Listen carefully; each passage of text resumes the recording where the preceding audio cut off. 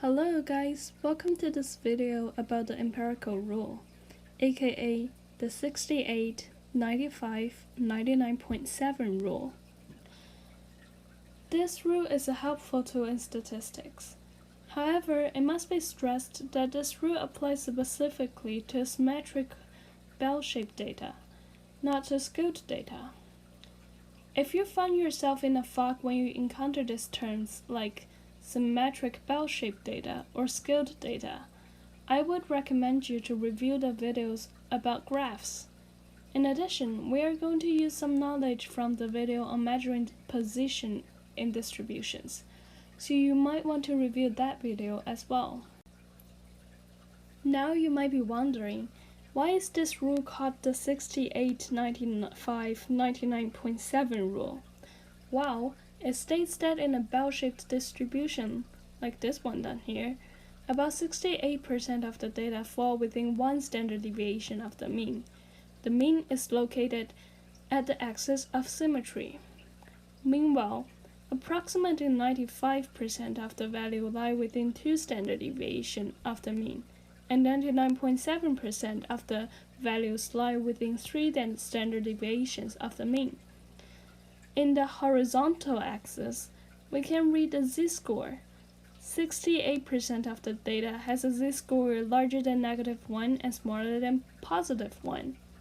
95% of the value has a z-score from -2 to +2.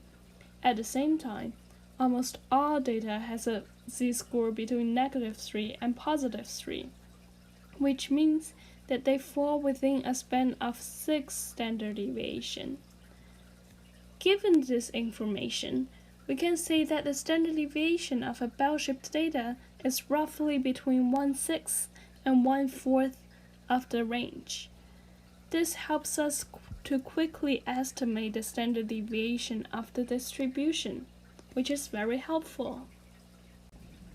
Now that we've learned to estimate the standard deviation, let's actually apply it in an example. If the range of a roughly bell-shaped dataset is 48, we are asked to estimate the standard deviation. Because 1/6 of 48 is 8 and 1/4 of 48 is 12, we would expect a standard deviation between these two values. If a standard deviation is calculated to be, for example, 2 or 28, we would suspect there to be an arithmetic error. However, please note that although this method of estimating standard deviation is very simple and very convenient, we can only use it to estimate and point out some unreasonable values for the standard deviation, but it cannot provide an exact answer for our standard deviation. And here comes our final recap. In this video, we learned about the empirical rule, which can only be applied to bell-shaped distributions. We also talked about the reason for its other name, the 68, 95, 99.7 rule.